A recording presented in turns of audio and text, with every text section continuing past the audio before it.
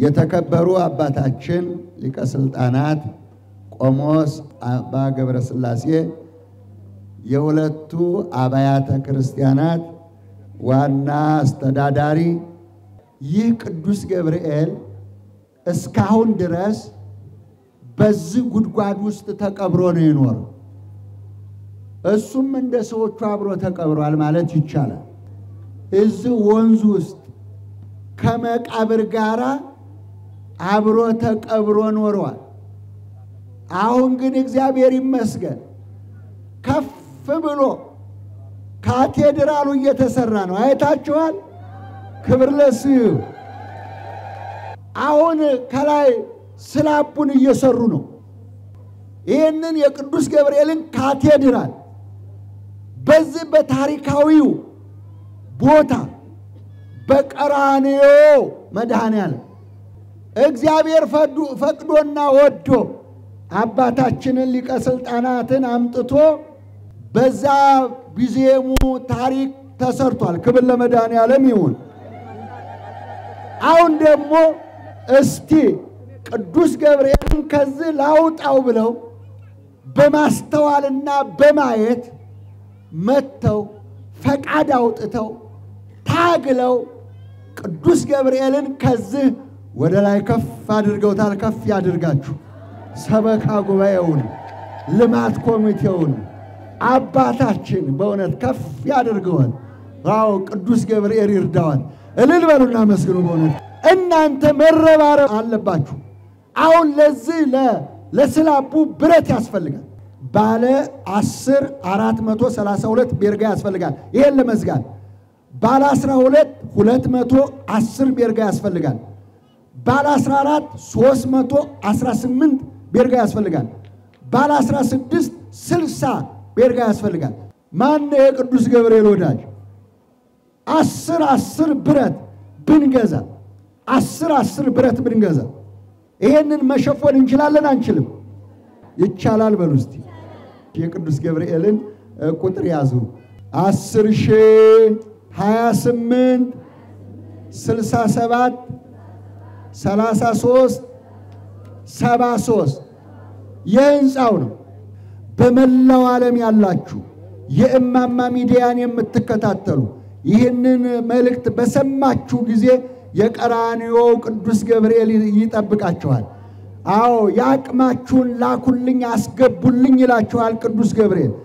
አሁን የተወሰነ ነው የቀረው ስላቡ ብረት ለመሙላት ማለት ነው። ግንባታው ወደ ላይ ቀጣይ ነው። ኮሎኖች ቆማሉ። ዶም አለ። 3 ዶሞች ነው የሚኖሩት። ማቴሪያሉም ምናውቃቸው ሰዎች ገዛ አድርገን የሚያስፈልገው ብረት ቅድም ተነግሮናል። ጥንካሬ ያለው ጥራት ያለው ብረት አምጥተን ብናስረክብ ግንባታው እንዳሁኑ እንደተፋጠነ ጅምሩን እንዳማረ ገና ዓመት ያልሞላው ግንባታ እዚህ ደረጃ ደርሶ ለማየት በቅተናል። ፍጻሜውን ደግሞ እግዚአብሔር ያሳየናል። ከድንገተኛ አደጋ እግዚአብሔር ይጠብቀን። ጠጠሩንም አሸዋውንም ሲሚንቶውንም ብረቱንም አምጡት። እንደዚሁ እንደምናፋጥነው አፋጥነን እናሳያቸዋለን። ስለዚህ አባታችን አሁንም በርሶ ዙሪያ ያሉ አቅም ያላቸው የሚያውቋቸው መስራት እስከፈለግን ድረስ አግዙን፣ ከጎናችን ሁኑ፣ ንገሯቸው። ውጭም ያሉ በሩቁም ያሉ ያምጡት ማቴሪያሉ። እዛም እዚህም ፕሮጀክት ዘርግተን እንሰራዋለን።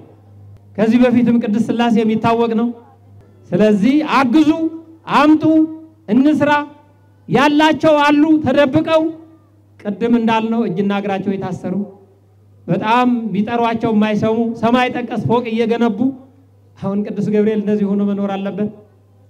ምስኪኑ ገብርኤል እኮ ነው ስም ይወጣለት። ጭቁኑ ገብርኤል እኮ ነው ስም ይወጣለት። ሌሊትም ቀንም እንታገላለን። እግዚአብሔር ያግዘን፣ እግዚአብሔር ያበርታን። ሰኔ 10 ደግሞ የገቢ ማሰባሰቢያ ጉባኤ ስላቡ ላይ ስላቡ ሲሚንቶ ኮንክሪት ይሞላል። እዛው ላይ ድንኳን ጥለን ጉባኤ እናደርግበታለን። ክቡር አባታችን ስምዎትንና የሥራ ድርሻዎትን ቢነግሩ። በስመ አብ ወወልድ ወመንፈስ ቅዱስ አሐዱ አምላክ አሜን። ስሜ ሊቀ ስልጣናት አባ ገብረ ሥላሴ በላይ ይባላለሁ። የመልዕልተ አድባራት ደብረ ቀራንዮ መድኃኔዓለምና ቅዱስ ገብርኤል አብያተ ክርስቲያናት ዋና አስተዳዳሪ ነኝ። በጣም አመሰግናለሁ። ይሄ መቼ ተጀመረ? መቼ ደረሰ የቅዱስ ገብርኤል ቤተክርስቲያን? እንግዲህ እኔ 2014 ዓመተ ምህረት ነው ወደዚህ የመጣሁት ታህሳስ 1 ቀን ጀምሮ እና ቅድሚያ ሙዚየሙን መስጠት እንዳለብን ሙዚየም አቀማመጥ ምቹ ስላልነበረ በወቅቱ የማይመጠን ስለነበረ ሙዚየሙን እናስቀድም ብለን ሙዚየሙን አስቀድመን ወዲያው ግንባታ ፍቃድ ፕላን አድርገን ወደ ግንባታ ገብተን 2015 ዓመተ ምህረት ሰኔ ወር አስመርቀን ሙዚየሙን በቀጥታ እሱ እንዳለቀ ደግሞ ወደዚህኛው ቅዱስ ገብርኤል ቤተክርስቲያን የቦታው አቀማመጥ የማይመች በጣም ተዳፋትና ገደላማ እንደመሆን መጠን ወንዝ ዳርም ሆኖ ተደብቆ ቤተክርስቲያኑ ከተማ ያለ ቤተክርስቲያን ገጠር ሆኖ ነው ያለውና ገጠር ብዙ ትልልቅ ቤተክርስቲያኖች ብዙ ካቴድራሎች ተሰርተው ቅዱስ ገብርኤል አዲስ አበባ መሃል ሆኖ ምስኪኑ ገብርኤል ጭቁኑ ገብርኤል እየተባለ የማይታወቅ ቦታ ላይ ስለነበረ ወደዚህ ወደ ከፍታ ቦታና ወደ ተሻለ ቦታ እንዲወጣ ሐሳቡና ውሳኔውን ወደ ሰበካ ጉባኤና ወደ ካህናት አውርደን ከተቀበሉት ህብረተሰቡም ሁሉም በደስታ ተቀበሉት ፕሮሰስ የጀመርንበት 2015 ዓመተ ምህረት ነው። መሰረት ድንጋይ የተጣለው 2014 ዓመተ ምህረት ሰኔ ወር ነው። መሰረት ድንጋይ የተጣለው በብፁዕ አቡነ መልከጼዴቅ ነው። ነገር ግን ወዲያው ግንባታ ለመጀመር ግንባታ ፍቃድ ያስፈልግ ነበረ። ፕሮሰሱ ከባድ ነበረ። ግንባታ ፍቃድ ያገኘነው 2016 ዓመተ ምህረት የካቲት ወር ነው። ሙሉ በሙሉ ህንጻ ግንባታው የተጀመረው ግንቦት ወር ነው።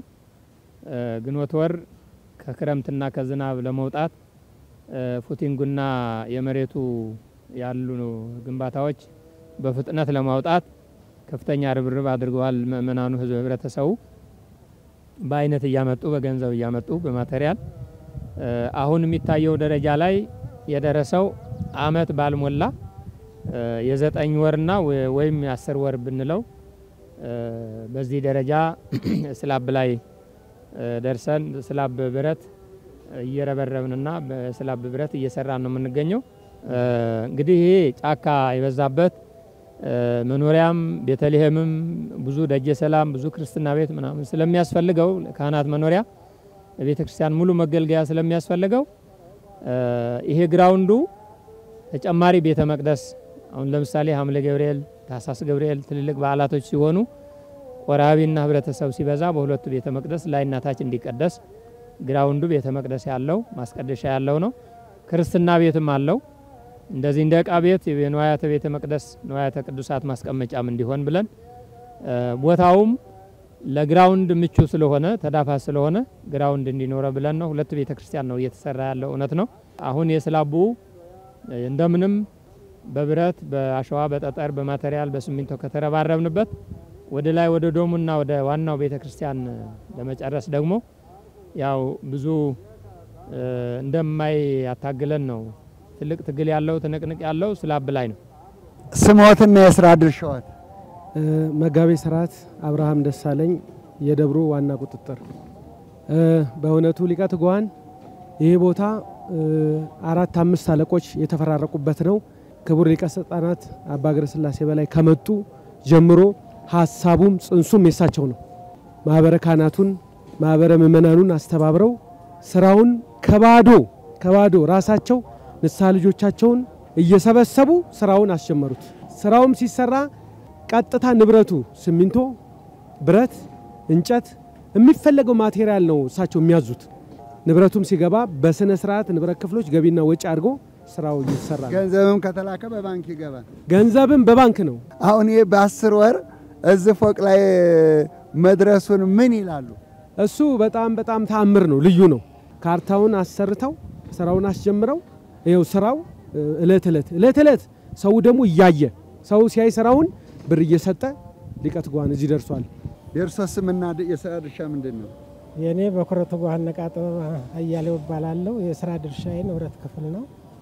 እንግዲህ በቅድሚያ እግዚአብሔር ይመስገን እዚህ ስላደረሰን ስራው እንዲጠናቀቅ እንዲህ ክቡር አባታችን ካሉን የባጭር ጊዜ እንደሚጠናቀቅ ህዝቡም ያምናል፣ የሁላችንም ምኞት ነው።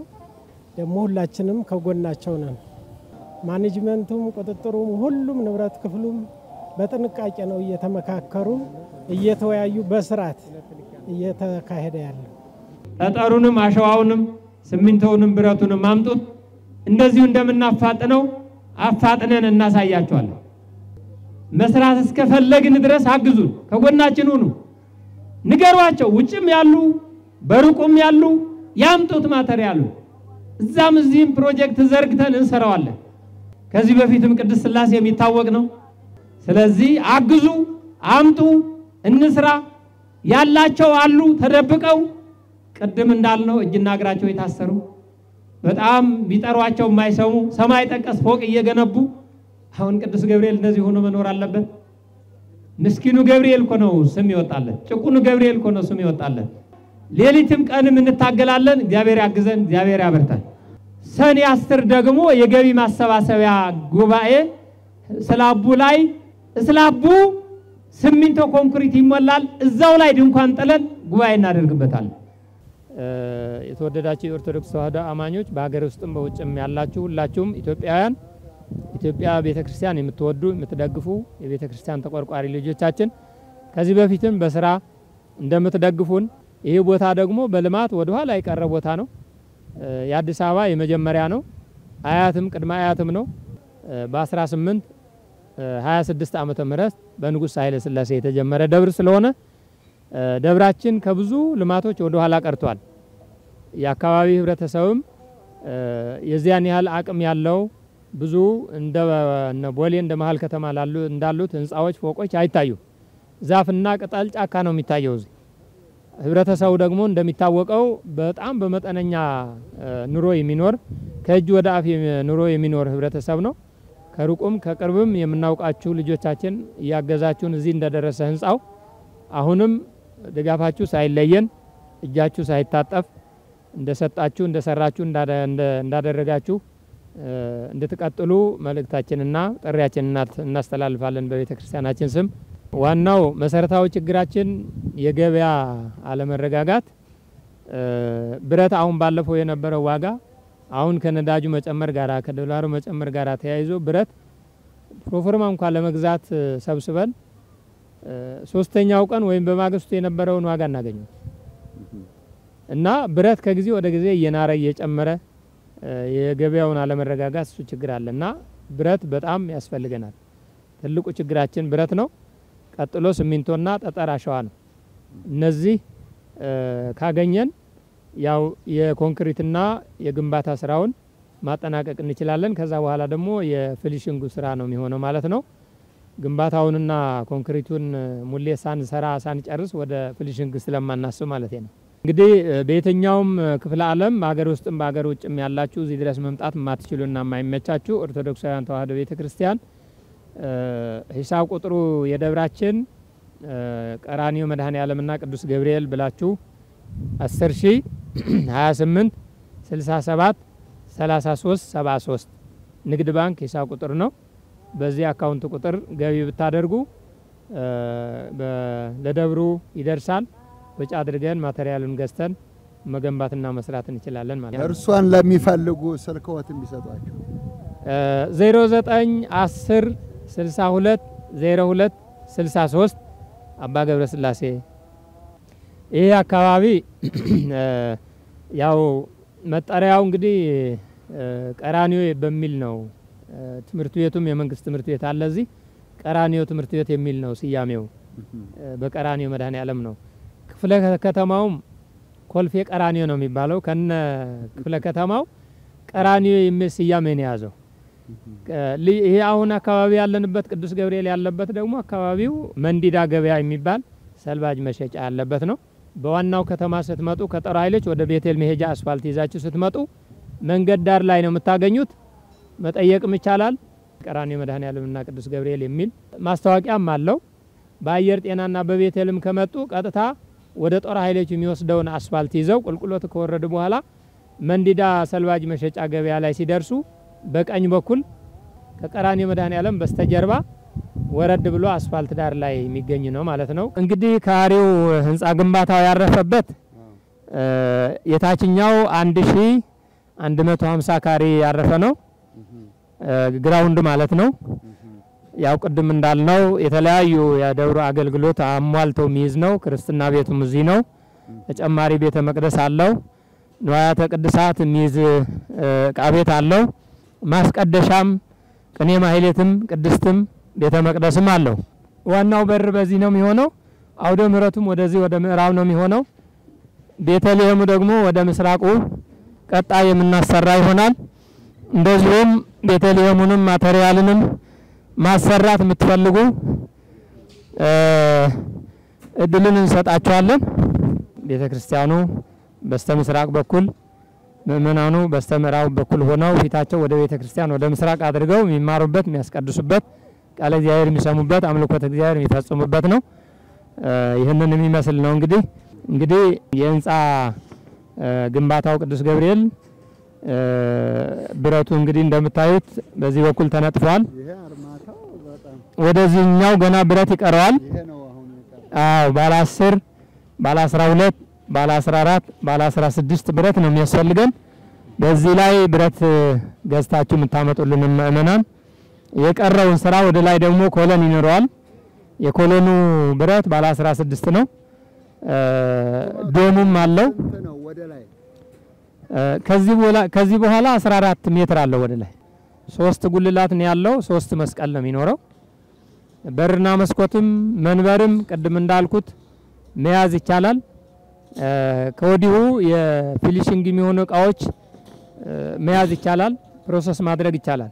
ምክንያቱ ግንባታውም ያው እንደሚያዩት የዛሬ ወር ገና ፕላይውድ ነው ተነጥፎ የነበረው እንጂ ብረት አልነበረውም። ይሄ ከዛ በኋላ ብረቱ እየለበሰ እየተሟላ ያው ወደዚህ ያለው ነው የቀረው እንጂ ወደዚህ ያለውን ብረት ለብሷል። የሚያስፈልገው ጠጠር፣ አሸዋ፣ ሲሚንቶ ነው። ኮንክሪት ይሞላል።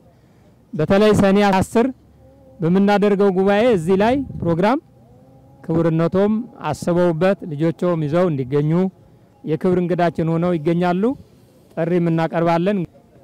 ግንባታውን ለማፋጠን ለመጨረስ ከጊዜ ወደ ጊዜ ማቴሪያሉም እየጨመረ ኑሮም እየናረ የነዳጁም የዶላሩም አለመረጋጋት ስላለ ጉባኤ ጠርተን በብዙም በጥቂቱም በውስጥም በውጭም ያሉትንም ሁሉ ሰብስበን እዚህ ላይ ነው ድንኳን ጥለን እዚህ ስላብ እንደተሞላ ኮንክሪት እንደተሞላ እዚህ ላይ ጉባኤ አድርገን ጉባኤውን እናካሂዳለን። ያኔም ክቡራን ምእመናን በሩቁም በቅርብም ያላችሁ የቤተ ክርስቲያናችን ልጆች ጥሪያችንን አክብራችሁ ሰኔ 10 እንድትገኙ 2017 እንድትገኙ መንፈሳዊ ጥሪያችንን የቤተ ክርስቲያን ጥሪ እናስተላልፋለን። እግዚአብሔር ይስጥልኝ። በዓለም ውስጥ ያላችሁ የኢትዮጵያ ኦርቶዶክስ እምነት ተከታዮች ያቅማችሁን ያህል በአካውንት እያስገባችሁ የቶሎ ስራው እንዲያልቅ በቅዱስ ገብርኤል ስም ጠይቃችኋለሁ። ለመላው ዓለም እንግዲህ ማስተላለፈው መልእክት በርግጥ ብዙ ምእመናኖች አሉ እዚህ የሚያግዙን፣ በውጭ አሉ ደግሞ በተለይ ያው አቅሙ ያላቸው በአጭር ጊዜ እንዲጠናቀቅ የአባታችን ምኞት ነው፣ የህዝቡን ፍላጎት ነው። ሁሉንም ተባብሮ በውጭ አሉ ባለሀብቶች በአጭር ጊዜ እንዲያልቅልን እጃቸውን እንዲዘረጉ እንጠይቃለን። ውድ ተመልካቾቻችን እንግዲህ ሊቀ ስልጣናት ቆሞስ አባ ገብረስላሴ በላይ ያስተላለፉት መልእክት በቦታው ተገኝተን በቤተክርስቲያኑ ቦታ ላይ ቆመን ነው። በመላው ዓለም ያላችሁ እስካሁን ድረስ ብዙ ቤተክርስቲያን ሰርታችኋል። ይሄ በመቃብር ውስጥ ተቀብሮ ነው የኖረው። አሁን እሳቸው መተው ነው ከዛ ውስጥ ከመቃብር ውስጥ አውጥተው ይህን የመሰለ ካቴድራል እያሰሩልን ያለው ማለት ነው። ስለዚህ ልማት ኮሚቴው፣ ሰበካ ጉባኤው እና አባታችን በጠንካራ መንፈስ እያገለገሉ ነው ያሉት። ሁላችሁም ግን ይህንን ሰምታችሁ ላልሰማ ሼር እንድታደርጉልን በቴሌግራም፣ በዋትስአፕ፣ በዩቲዩብ በሁሉ እንለቅላችኋለን። ደግሞ በአካል ተገኝታችሁ ደግሞ ምን ላርግ፣ መንበር ለያዝ፣ መስቀል ለያዝ፣ ጉልላት ለያዝ፣ ለኒ ድርሻ ምን ይሰጠኝ፣ በረከታችሁን አሳርፉ። እንግዲህ ዛሬ በቀራንዮ መድኃኔዓለም ቅዱስ ገብርኤል ቤተክርስቲያን ተገኝቼ ነው ይሄንን መልእክት ያስተላለፍኩላችሁ። በእውነት ይሄ ቤተክርስቲያን ከዛ ወደዚህ ለማውጣት የሚፈራ በዚህ ዘመን በተለይ የማይታሰብ የማይሞከር ነው። አሁን ተስፋ የምናይበትና ደስታ የምናይበት ትልቅ መነሳሳት ትልቅ ሞራል ያለበት ነውና ምእመናን ልጆቻችን ሞራል ስለምትሰጡን ከጎናችን ስለምትሆኑ ስራችንን በደንብ ስለምትደግፉ እጅግ አድርገን እናመሰግናለን። እግዚአብሔር እድሜና ጤና ይስጥልን፣ እግዚአብሔር አክብርልን። አሁንም ከዚህ የበለጠ እንደምንሰራ እግዚአብሔር እድሜና ጤና ይስጠን፣ ሀገር ሰላም ያድርግልን። እናንተም ሁላችሁ ግቡ፣ ሰርታችሁ ተጠቀሙ። እግዚአብሔር አክብረን ይጠብቀን ይባርከን። የጀመርነውን ህንጻ ቤተክርስቲያን ለመጨረስ ያውቃን፣ ፍጻሜውን ያሳምርልን። እናንተም ምእመናን ሁላችሁ ግቡ፣ ጸጋውን በረከቱን ያድልልን። ሁላችንም ካህናቱ፣ ሊቃውንቱ፣ ምእመናኑ ወንዶችም ሴቶችም ሽማግሌዎች ህፃናት ጭምር እግዚአብሔር ይጠብቅ ይባርክ ይቀድስ፣ ከክፉ ነገር ይሰውረን። አባታችን ሆይ ብለን ጸልየን በጸሎት እንዘጋለን። አባታችን ሆይ